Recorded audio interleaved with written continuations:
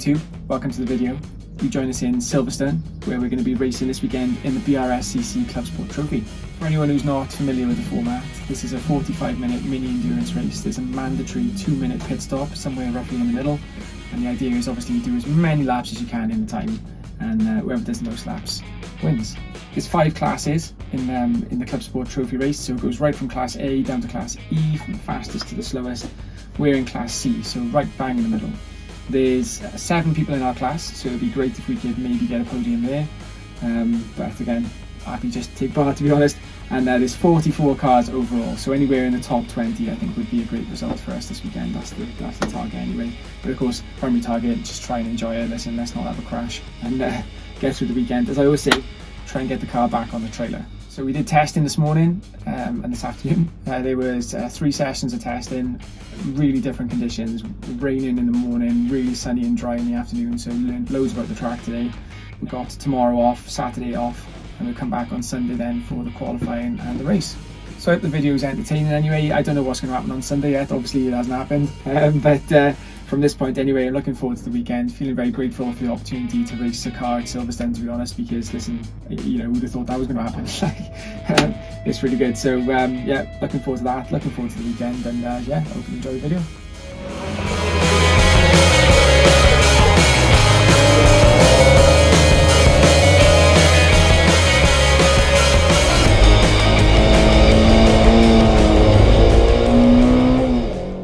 So I've included a lap of footage here from testing just so you could see it. For me, the biggest treat about being on the track on the Friday was being able to get in and amongst the Supercup cars.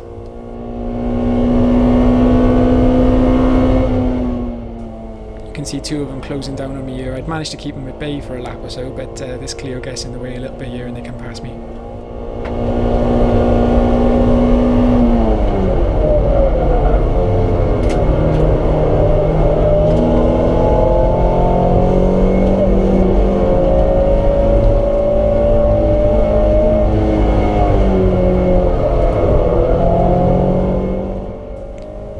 So the Supercup is a single make series. They use cars, obviously Mark III MX-5, relatively similar to ours, but by regulation they've got less power and they're not allowed to use the roof or any aero.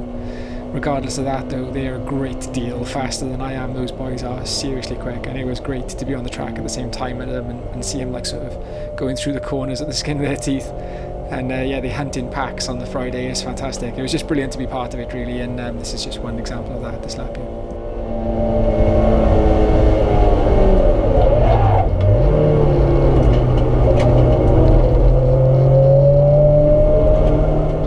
So I was able to compare my times against theirs. They qualified on the Saturday in similar conditions to this, and they're going 3 seconds a lap faster than me in what is essentially a slower version of the same car. So fair play to them. Goodness knows how they achieved that. I'm looking forward to watching some more of their racing now as the season goes on.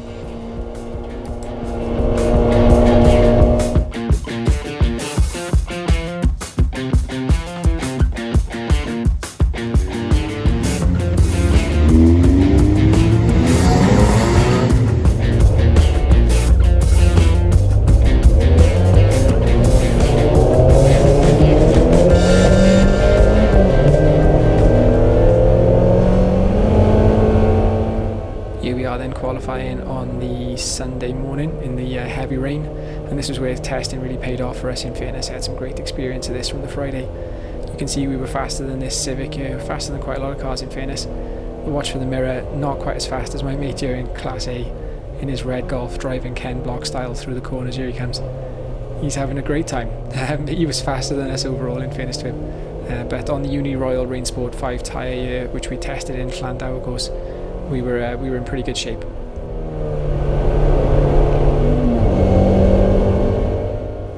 I've included a lap of footage here which I've sped up a bit just to keep the video moving forward. I go past 4 cars on this lap alone, 2 of which are Class B cars, these 2 Z4s coming up here. And as you can see, I've just got loads more grip than everyone else really. This is a treat. I know a lot of competitors were out on semi-slick tyres, and I think it was the wrong tyre for that. That played quite nicely into our hands for qualifying.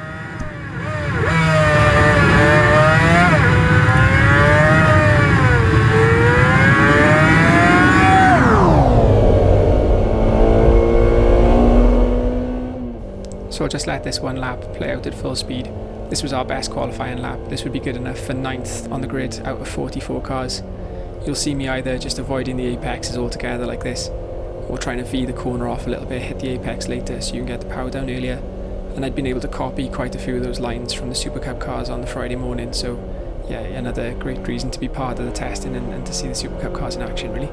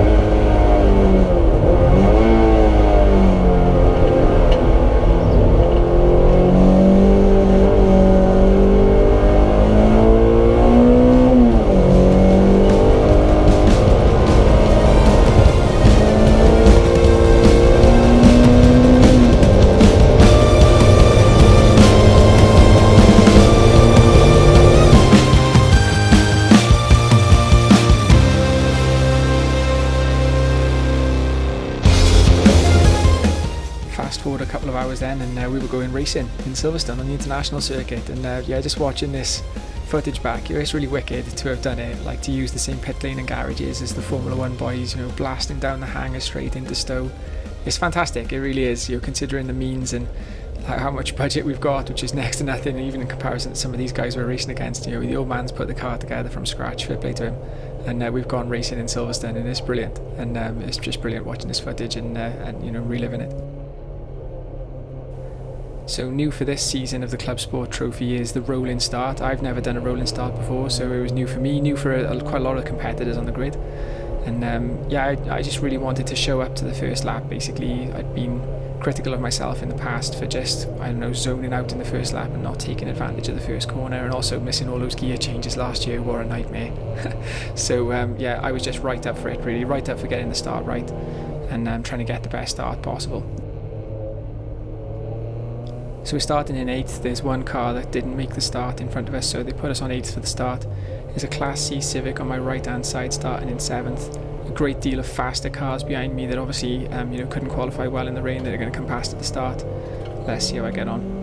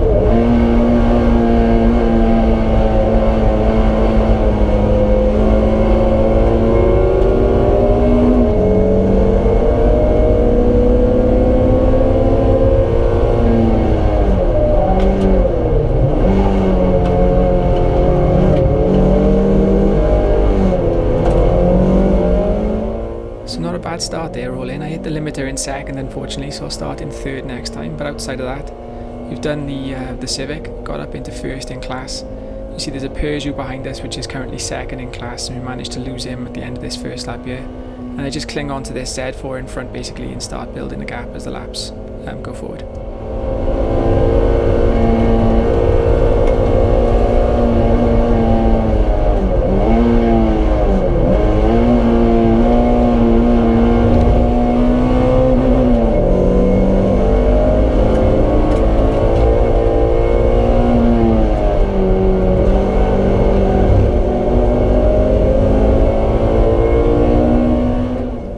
So even though he's a bit faster than me on this straight here, I managed to give the Z4 a bit of a hard time through the next couple of corners, which was quite fun to be part of.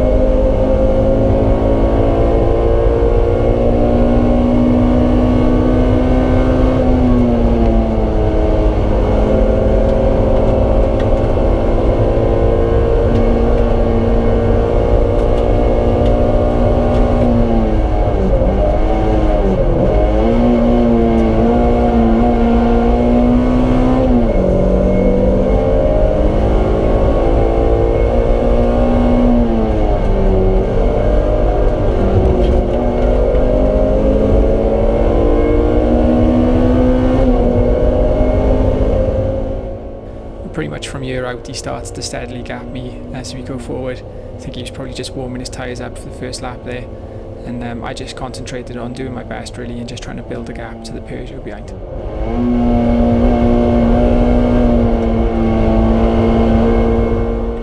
So it's about 3 laps later, and some of the Class B cars now that didn't qualify so well, they're starting to catch up and come past, and I was just trying to sort of let them come past really while not losing too much time myself. To varying levels of success.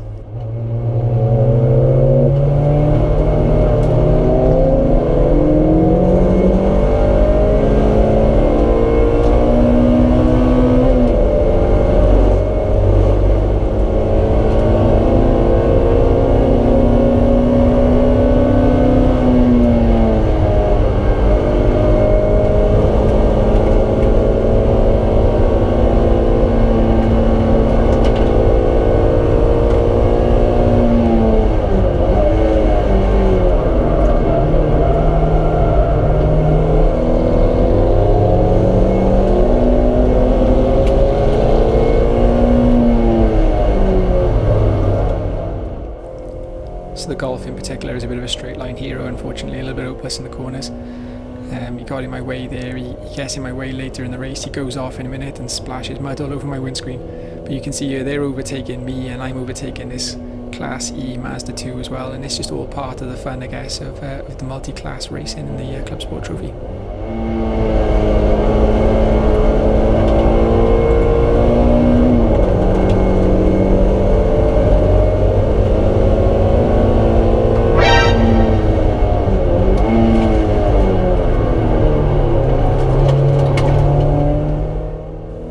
Watched that a few times now. I don't really know what he was going for there, but anyway, he got back on the track and he was fine. There was no harm done, so it's all good.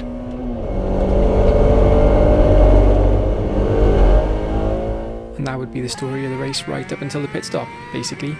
Just trying to get past the back marker as well, not losing too much time to the Class B cars as they caught up and got past. And yeah, generally right up to the pit stop, I was just really happy with how the race went. We were comfortably leading the class, controlling the pace, building a gap, and we were not expecting that coming into the weekend to be able to do that, so it was great right up until the pit stop. And of course, as the footage will go on to show now, basically from the very moment of coming into the pits onwards, unfortunately the wheels start to come off the race a little bit, but up until then it was going well. A few moments later. Here we go then, in for the pit stop. It's a 2-minute mandatory pit stop, and that's measured from the pit in line to the pit out line.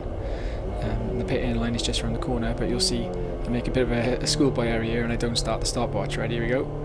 I haven't started it, and I don't start the stopwatch until I'm halfway down the pit lane, which is around about here somewhere. Now I don't know it at the time, but that's 10 seconds there, that period of time between missing the entry line and starting the stopwatch.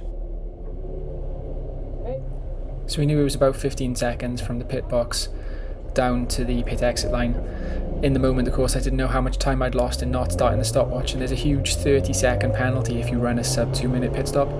So I decided better to be safe than sorry, and I just let the stopwatch run all the way down to the 15 seconds before I headed off down the pit lane. And you can see here we run over the pit exit line with about a second after the 2 minutes runs out, so that was pretty good, to be honest. It was just the time that I'd lost starting the stopwatch, obviously. So yeah, we lost 11 seconds to our competition, and that eroded pretty much the whole gap that I'd built up. So about 2 laps after the pit stop here, and yeah, the big mistake in losing the time in the pit stop was bad, but it wasn't as bad as what was about to happen next.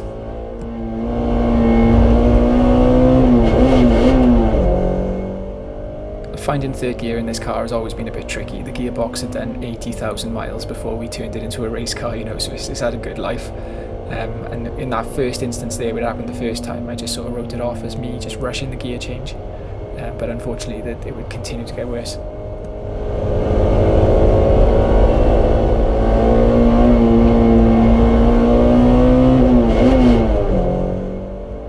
So with the beauty of hindsight, what I should have done is stopped changing down into second gear much sooner. I should have just run the 2 chicanes in third, but I wasn't thinking about that at the time. You can see me here looking at the gear stick. You can see me sort of trying to work out whether it's like there's any oil on it.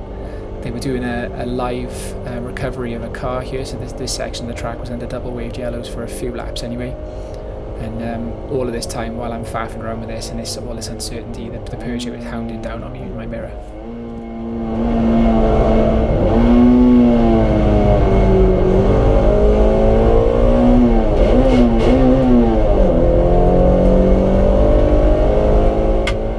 By this point now, the Peugeot is actually closed up into my mirror, and you can just see him there, and that's second in class. And I'm heading down the hanger straight here, and I know that double yellow is still in place. You can see me still trying to work out what's going on with the gear stick. I don't know what I thought I was going to be able to see by looking at the gear stick, or a moron. Anyway, yeah, I'm thinking to myself at this point, right, I just need to get in front of these 2 cars, put these 2 cars between me and the Peugeot whilst we go through the double yellow flag zone, and then just try and maintain the gap after that. And I'm thinking I just need second gear one more time.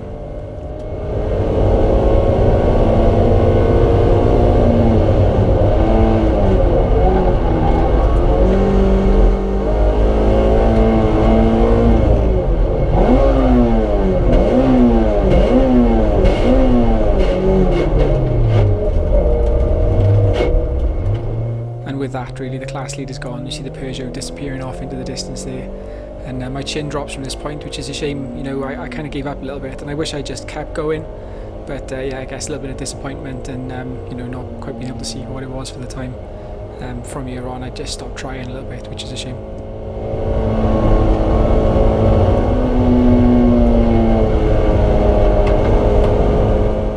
So from this point on, obviously I stopped using second gear. That change from second to third wasn't working, and it really hurt me in the chicanes. You'll see in this one here now, I tried to get down into third and get some drive out of the corner to get past this Clio, and there's just nothing. The engine just bogs down.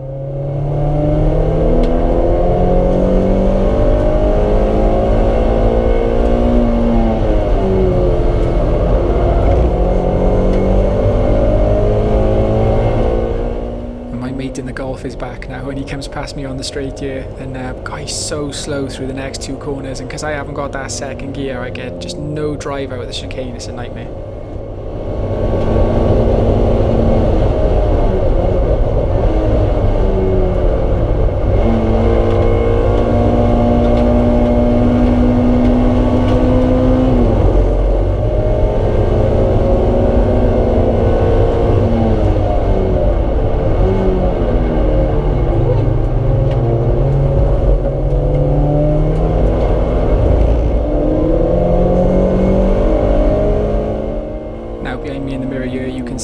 Civic, and this was the Class C 3rd place at the time, and obviously he's looking for 2nd place in class, so he's got me firmly in his sights.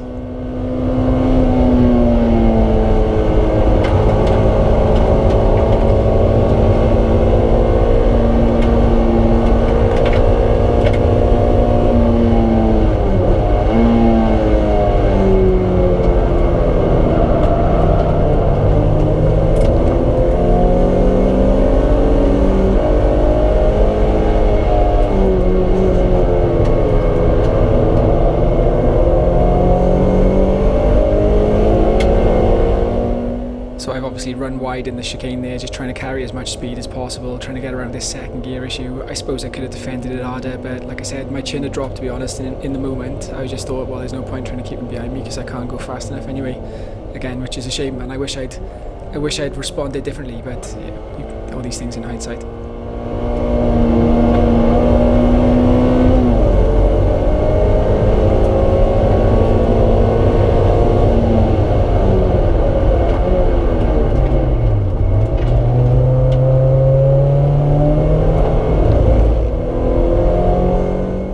For second then by the looks of it, and then remembered what I was doing and left it in the third.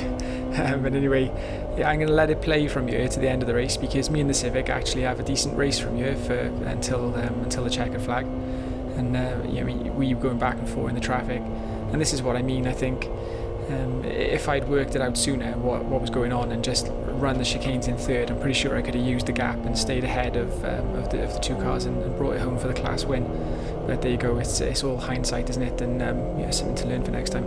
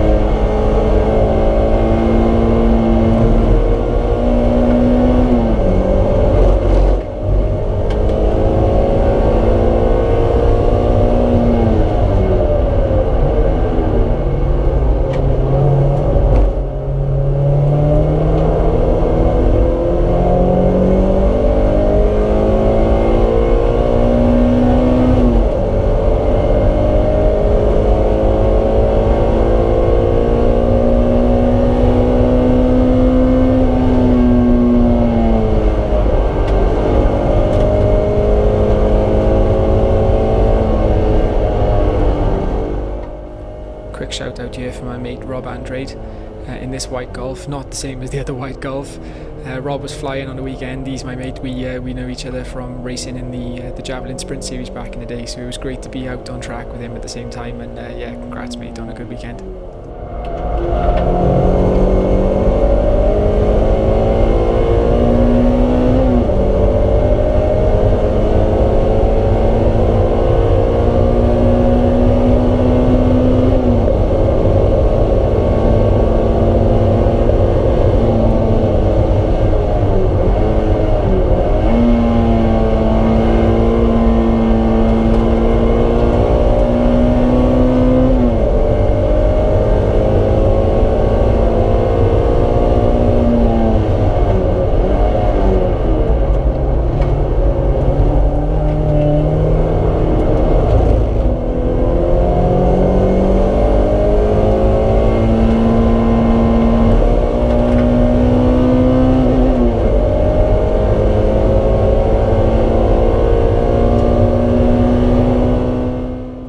Interesting watching how the battle between me and the Civic ebbs and flows through the traffic. I'm convinced that if I'd driven around the problem sooner, I probably could have finished ahead of both of these guys. So there you go.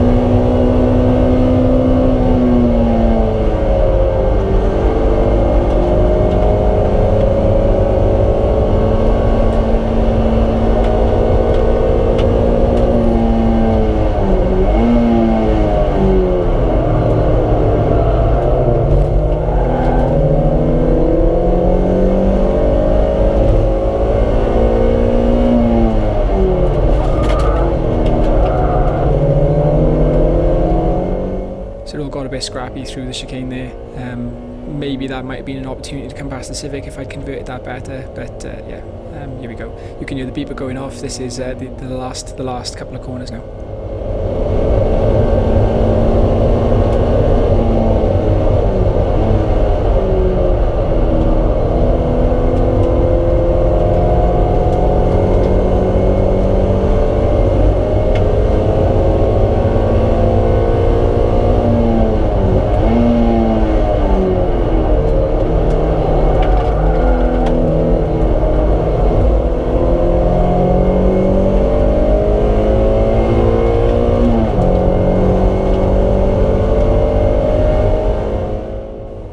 That's the end of the race. So we finished 3rd in class, right on the tail of 2nd place, and 16th overall.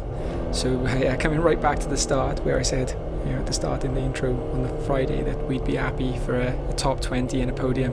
That was exactly what we got. So we came into the weekend getting what we hoped to get out of it. We just didn't quite get it in the way we thought we were going to get it.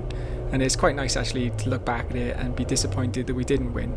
When you consider like the hope going into the weekend was that we would just be somewhere near the pace and we'd be able to compete. So a cracking weekend, Fitbley.